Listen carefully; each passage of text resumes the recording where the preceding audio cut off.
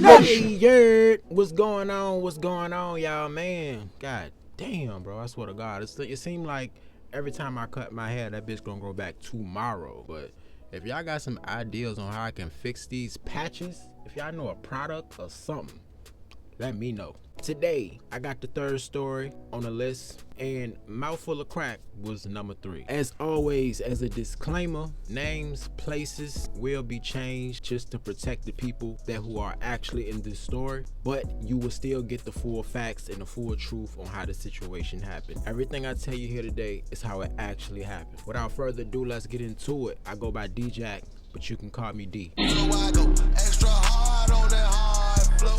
Call me D. Now this is the year 2000, maybe 2001. I had to be at least 8 or 9 years old. We were around Midlothian Village around this time. And I had a best friend back then. I had a homeboy named Duke. And he had an older brother named Bryce. Duke and Bryce, I want to say they one and the same, but it's more so Duke would follow his brother Bryce. He wanted to be just like his brother. And his brother, he was a street dude. And he was real smart. He wasn't just a street dude, like he really had sense. Dad, in and out their life, he was a drunk and an addict. And mom, she was always at work trying to provide a better life. But because she was never there and dad is in and out their life, they were almost always at home by themselves. They always in the street running around doing what they doing. Me, myself, I'm living with my auntie and my mother at the time in the same neighborhood. And I think it's about 9 of us in one apartment. 2-bedroom apartment, everybody scrambling for space. This is around the same time, and the story that I did called She Paid For It with her apartment, her house burnt down. You know, it was a struggle. Thinking back on it as an adult, we definitely were living in the struggle, but it didn't feel like that. You know, being 8, 9 years old, we outside every day. We got all this family around us. That shit was fun to us. Now, around this neighborhood, I would almost always get bullied by the older kids. I'm 8, 9, they 12, 13 and up. So I walked around with a chip on my shoulder, always feeling like I had to prove myself with something. No matter what it was, one of my friends could dare me to do something, and I obliged off the back. Just so I had to let people know I would go to some type of extreme to feel like I was a bad boy or don't mess with him, or it was just a defense mechanism basically. We out there playing. We was on our pogo sticks. We got bored of the pogo sticks. My homeboy Duke, he dared me to kick this dead cat that was in the middle of the walkway. Hey bro, you see that cat right there? Yeah, you talking about the one from last night? He's still out there? Yeah, hey bro, I dare you, bro. I dare you. I dare you to kick the cat. That's it? Yeah, I bet you won't. Me being me, I take it a step further. And before I tell y'all what I did, I want to tell y'all I'm not proud of what I did. I'm not bragging on this. I'm not saying it's cool. Shit, Peter might just come and try to get my channel shut down. But I'm 8, 9 years old.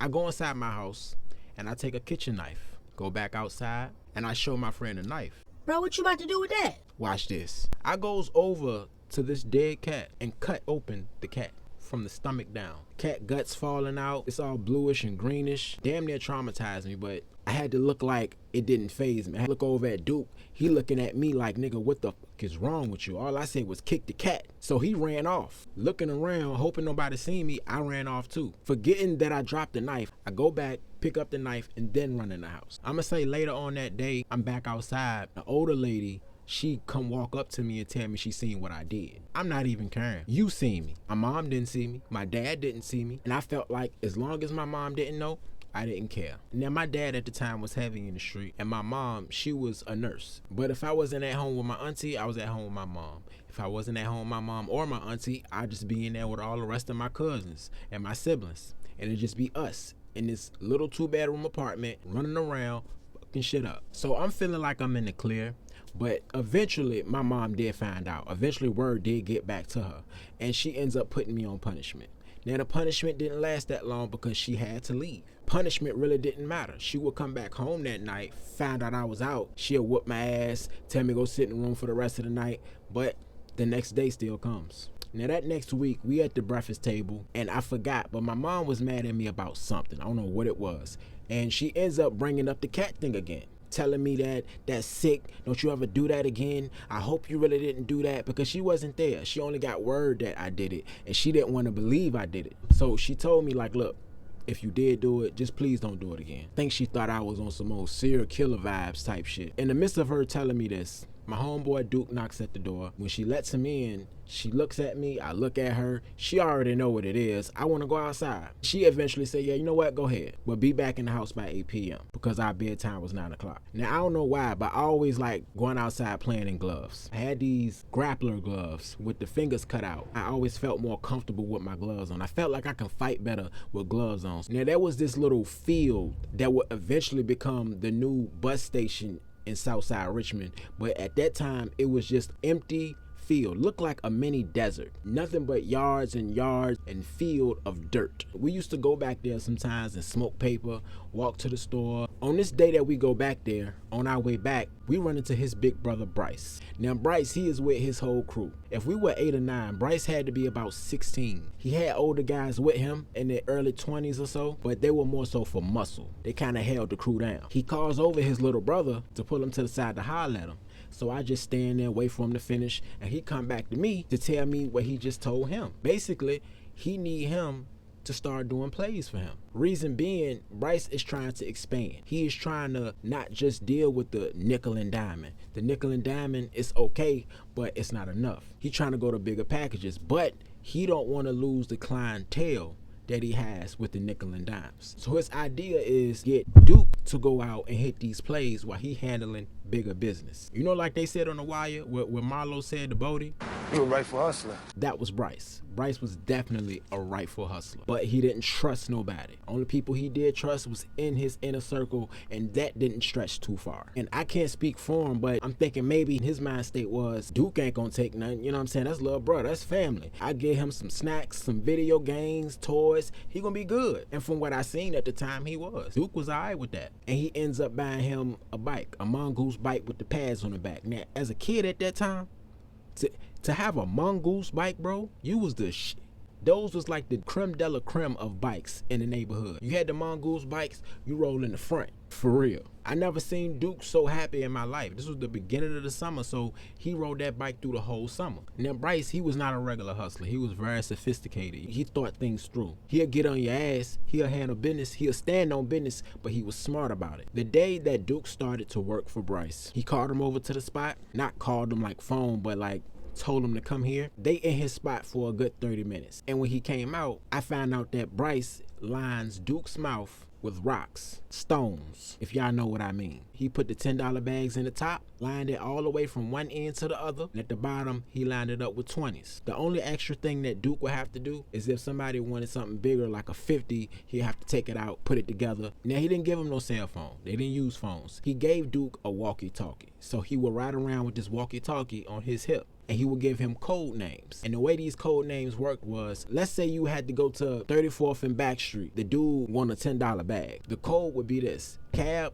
3410. On 34th and Back Street, he won a $10 bag. And the shit was smart. Won a lot of talking, won a lot of back and forth. It was boom, boom, boom. He'll tell him exactly where he need to go, tell him exactly who to talk to. And he would do this the whole summer. And it was good. He was caking. Bro, he came back around us fly as ever. The flies lit him up out the crew, because above buying him a bike, he gave him hella tips. If not every day, every other day, getting him outfits to wear. So by the end of the week, Duke, he looking like he the man. So amongst his peers, amongst us, he that nigga. At that time, it wasn't a lot of little dudes walking around fly as he was. Guys that hung with Bryce, they giving him recognition. Yeah, little Bryce, I see you, boy. I see you. You know, it made Duke feel like he was a part of something. And he felt like that's what groomed him into the person that he is today. Now, while everything is good, everything is right, on one fateful day, and this day is busted, he is back and forth. He had to line Duke's mouth up at least twice. Now, on the third time of him having to go back to get lined up again, he stops at a store to get some juice. Bryce hit him on the walkie, tell him he got one more plate before he get back.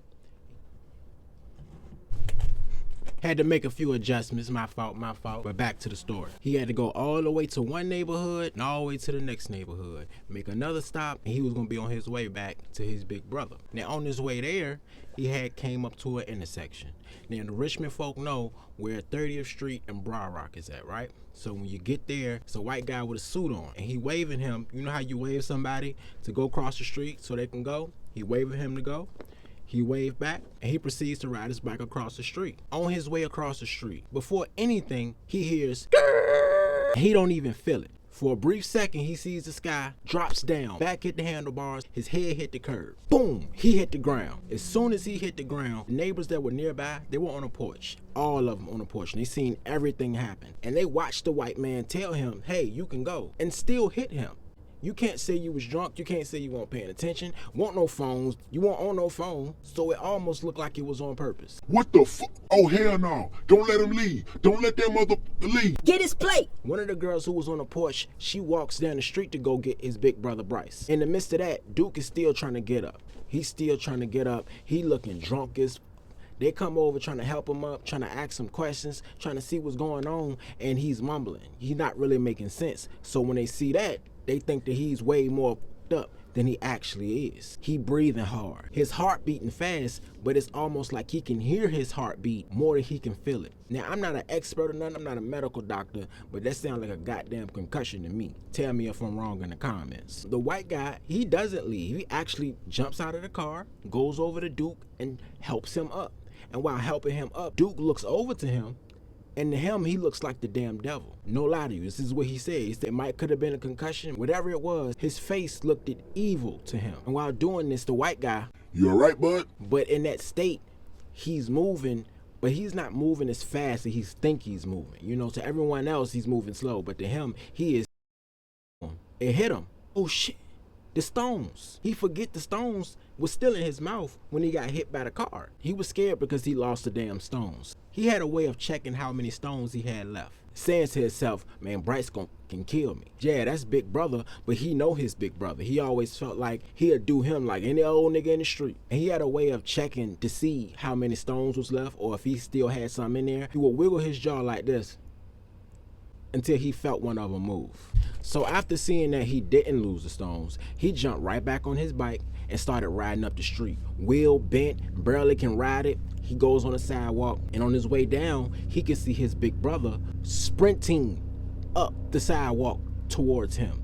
When he made it to his little brother, he checking him. You alright? You alright? You good? Yeah, I think so. Checking his head, his neck, everything. And real quick, he looking at Duke. He looked back at the scene where it happened at. Looked back at Duke, and he runs off. Leaves Duke where he's standing to go towards the guy that hit him with the damn car. And while Duke's still standing there, he can hear somebody hollering, Tell him to leave. Tell him to leave. His big brother coming. like this man just robbed a damn bank. He skirt out the damn block. So when Bryce finally get there, everybody that's still at the scene trying to calm him down. They trying to cool him down, trying to make sure he don't do nothing stupid because he was on some other shit that day. For good reason, I guess his little brother just got hit by a car. And from what they see, it was on purpose. Eventually, Duke, he would go back home, went in the house, laid down to watch cartoons. Now, he didn't tell no one. He didn't want to tell nobody. He wasn't supposed to tell nobody what him and Bryce had going on in the street.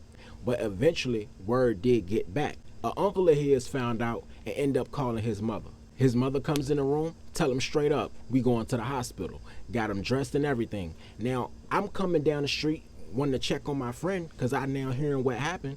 After everything already happened, they are rushing Duke inside the car, throw him in the back seat, and they skirt out. And when they actually get to the hospital, they find out he was f***ed up. Not as bad, but his back had a lot of injuries to it. Other than that, he had a mild concussion, scrapes and abrasions on his arms and legs. But other than that, the only major thing that you can call major in that situation is his back. I would eventually see Duke again, and we talk, and he fine. He walking fine, he good, he's smiling. And Bryce actually got him a new bike. You know, he kind of felt bad that this happened on account of what he was doing for his brother. He got him a new bike and decided not to let him go out there no more. Me, I would eventually move around this time. I didn't move far. I moved up the street to my grandmother's house. And I've told y'all stories on my grandmother's house being a block away from a Lothian village. Now, down the line, Bryce, he would end up going to jail a few times. Matter of fact, not even a few. More than 8-9 times he would end up going to jail. But he never went to the penitentiary. It was all just small little jail stints here and there. County jail stints here and there. And eventually he changed his life. I mean, a full 360.